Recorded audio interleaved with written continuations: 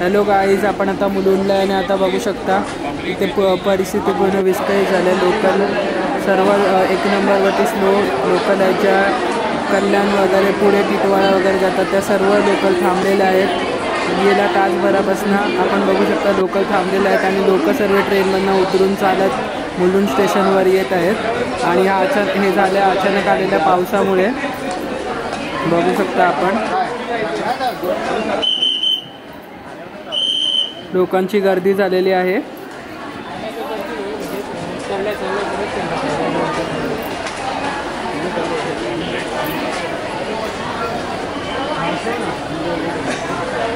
हवा वगैरे खूप सुटली आहे, बघू शकता आपण. आणि पोलीस इथे सर्व व्यवस्थित करण्याचा प्रयत्न करीत आहेत.